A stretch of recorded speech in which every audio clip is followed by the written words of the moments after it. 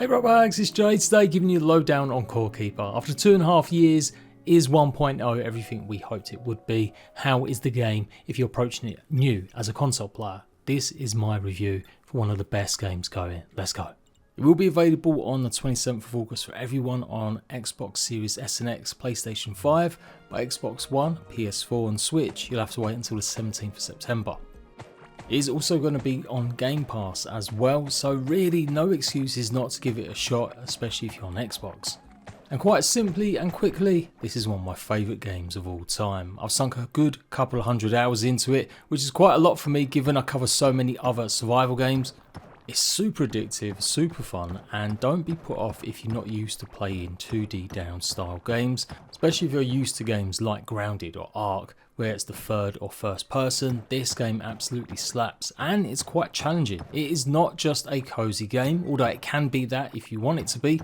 There's a surprising amount of depth, combat and understanding how enemies work, as well as the different ways that you can play. There's so much depth to every system, whether it's farming, fishing, automation, crafting and exploration. Core Keeper does marry the best of what you've played in games like Terraria and Minecraft and distilled it into what we see today. If you're as old as a dinosaur fossil, you may equate it to Zelda Link's Awakening, but purely only in visuals, Core Keeper's got a much superior combat and exploration system. The game is absolutely stunning and pretty, with the lighting textures, the fire and the ambience just top notch. You might be able to tell this isn't going to get a negative review from me. It is a actually kind of review in progress though. I do want to play on console. I've got no doubt that it will run because PUGSTORM, the guys that make this, are pretty good at what they do. I'm going to reserve complete final judgment until I get my hands on the physical copy of a Switch edition that I'm hoping to get.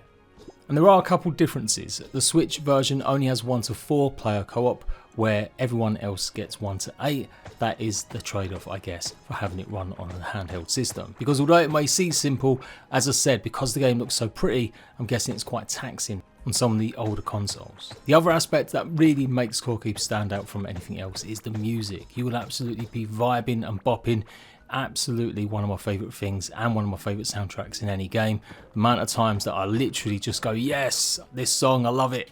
Anywho, I'm getting a bit carried away. Let's talk a little bit more about what Core Keeper actually is. So it is a crafting exploration game where you'll be running around, gathering resources, crafting as usual in like most survival games, getting better armor, better weapons, accessories as you try and hunt down a series of bosses that get increasingly harder in different and difficult biomes.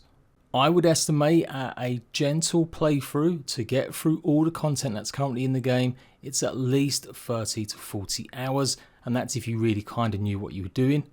There are different game modes as well where you can have it much easier with the enemies or even tougher.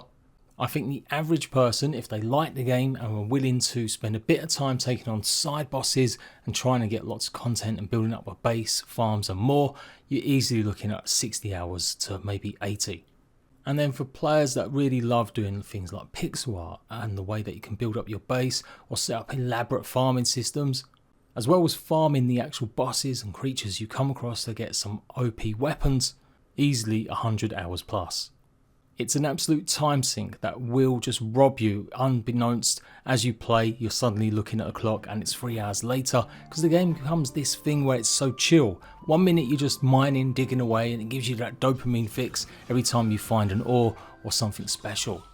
Next minute you come across some enemies, you're not quite prepared and bam, you're dead. The game is surprisingly challenging. If you're not well equipped with the right foods, the right armor for each biome, you are going to die more often. The sheer choice in biomes in this game is outstanding as well, really trying to home in on what we kind of know and expect with games like this, and then really add in some fresh ideas. From dirt and clay to forbidden ruins and jungles, to tropical beaches, deserts, crystal caverns and a lot more. And within all of these biomes you have mini biomes, mini contained areas with different types of creatures, different challenges. As you explore you come across ruins, little puzzles, even mazes, huge caverns and tunnels for you to explore, although it does have a world generation setting where you can really dictate exactly what kind of experience you have.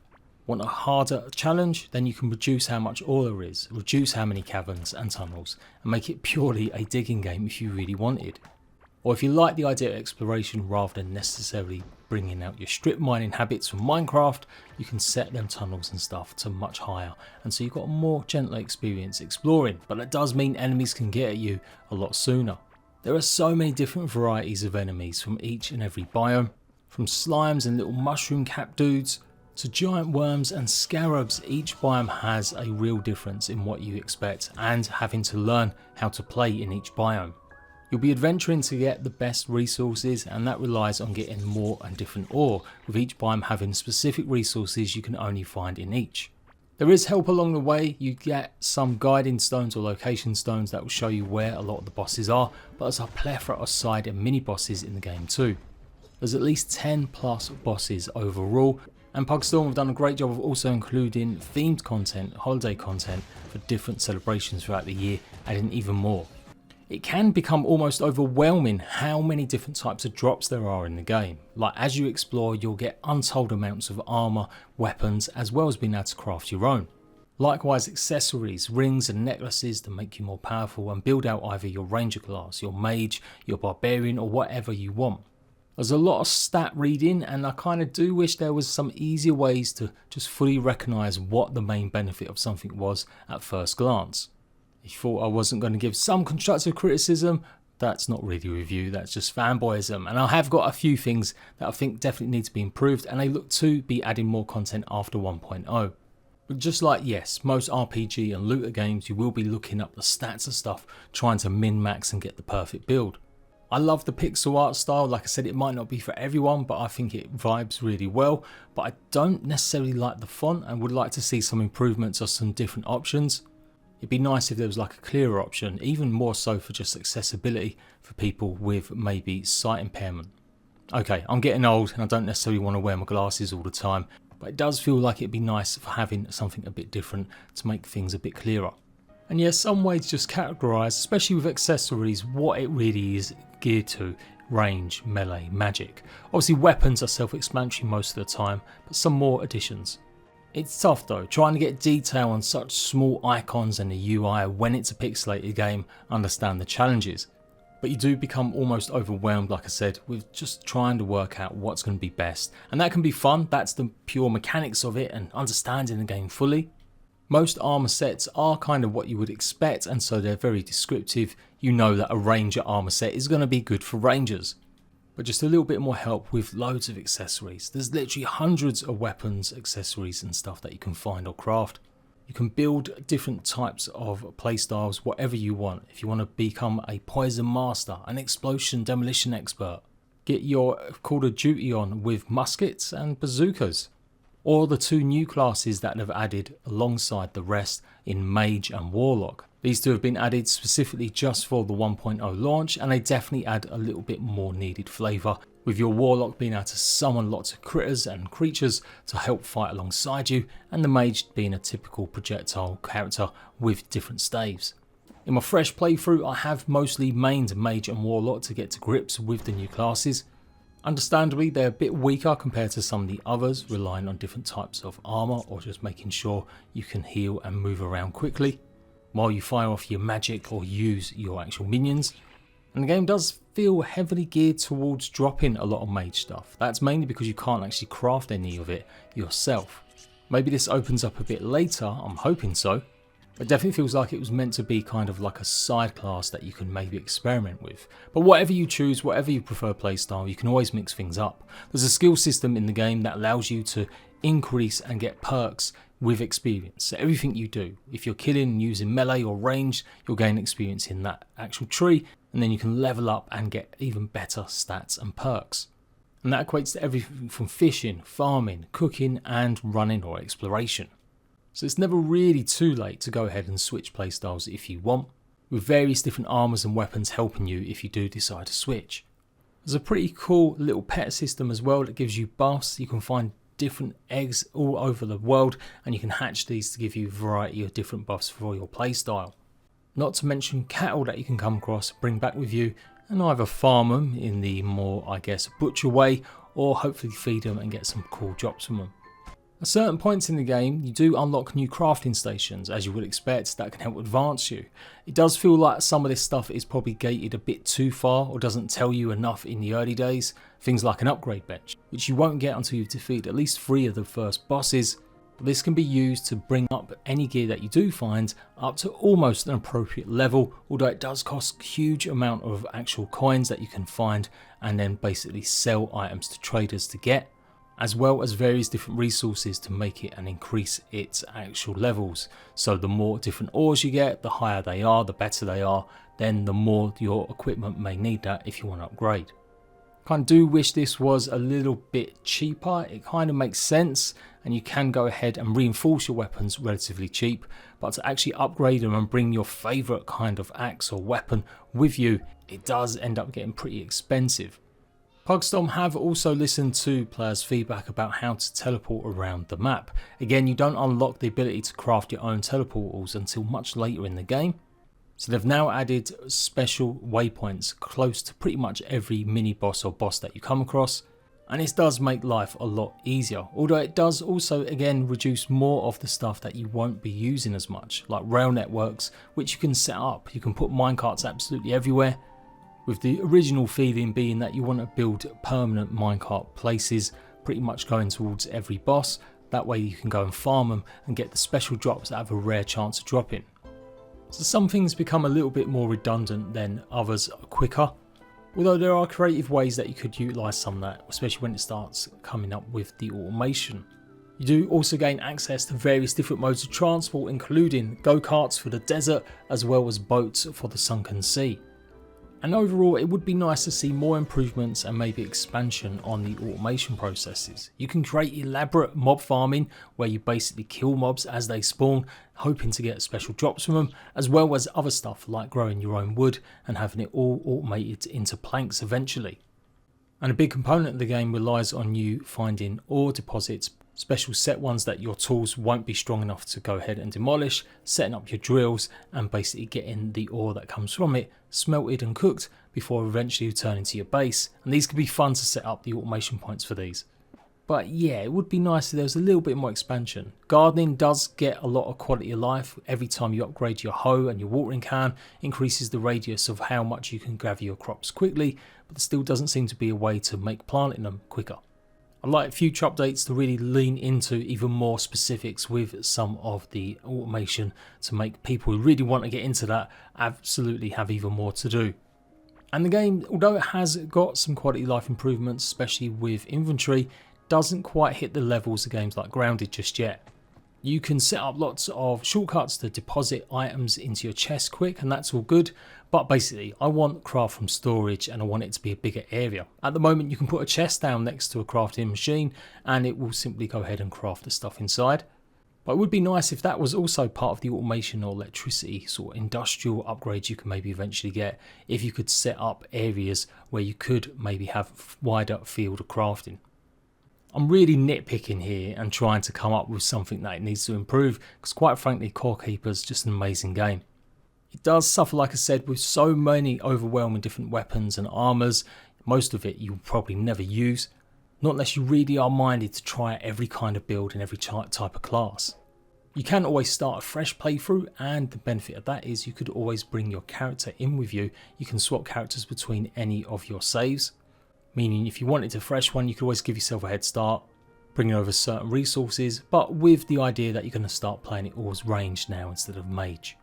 But yeah, if I was absolutely nitpicking and saying what I wanted to improve, definitely more automation ideas, more ways to help the base and sort stuff and just generally being able to craft from storage, and slightly better progression in terms of ease in bringing gear that you really like up to the level of some of the later stuff.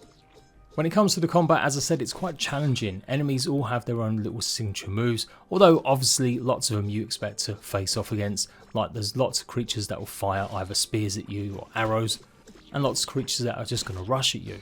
But with the environmental factors, different slimes that can either slow you down, poison you or stop you from healing, it makes combat a lot more interesting. Equally, a lot of the mobs, their powers also do similar jobs too and put lots of different status effects on you. That would probably be the last thing I would say. Definitely it'd be good to see more effects explained anywhere in the game, because it doesn't really show or tell you what exactly you have. Icons pop up and they're more or less guessable about what they might do. Unless I've missed it, there's no like glossary to show you exactly what each one of the creatures. And that would be nice if there was some sort of book you could read up about the creatures. And then in turn, yeah, it could show off all the different status effects and what they all mean, the icons. Like I said, I'm really nitpicking here because the game is just fantastic. The biomes are tough. Each time you set foot in one of them, it's just like Valheim where you're like, oh sugar, stuff's about to get real. And each boss that you come up against requires you to learn its effects and attacks and hopefully have enough gear that you've managed to get from that biome to take it on. If you haven't watched any videos, you'll never forget the moment you come across a giant ring filled with slimes and something rumbling in the distance. Some of the bosses are really unique and definitely challenging. And then you do kind of get variations of the same bosses, but they really have tried their best to make them a bit more challenging and interesting. And I don't mind this so much. It's nice to come across something you kind of know how to fight, but with some new turns. There's one thing I would say I would like to see, and it might be copying Terraria a bit too much, but some way to make a kind of Core Keeper Plus, a way to have like a hard mode enabled like Terraria, where basically all enemies get reset and then you press a button or do something in game, and when they actually come back in, every enemy is like double the amount of health, double the amount of abilities, or maybe can mix them up a little bit. And then equally, it would give you the chance to get better loot.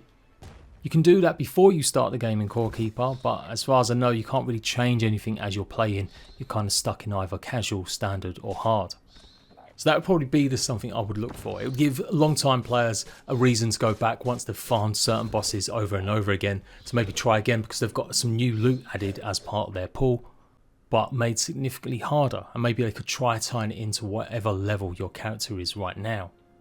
You do also need to level up your character a little bit as well, otherwise you'll have a much tougher time taking on some of the bosses if you're kind of rushing. But all in all, Core Keeper is just amazing. Like I said, I've put hundreds of hours into the game and most of that has been my own enjoyment, something rare that I actually do, as most of my game time now is literally for work. It's such a chill vibe going from digging and then all of a sudden having that little bit of action, and that's what really separates this game from so many others. Some people might want to coin it like Stardew Valley, but it's not really. Other than the actual visuals, and quite frankly Core Keeper is much better looking than Stardew Valley and other games of its ilk, it really is a very different game.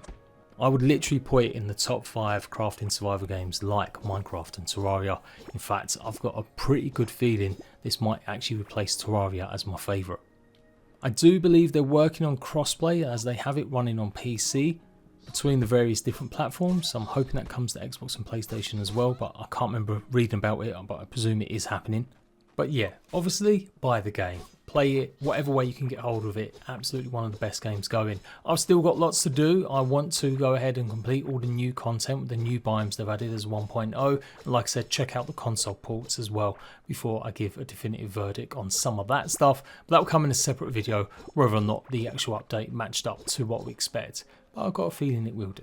Go and try this game, absolutely amazing. Thank you to PUGSTORM for giving me a bit of early access, really helped out a lot and just been an enjoyable experience covering Core Keeper the last couple of years with each update.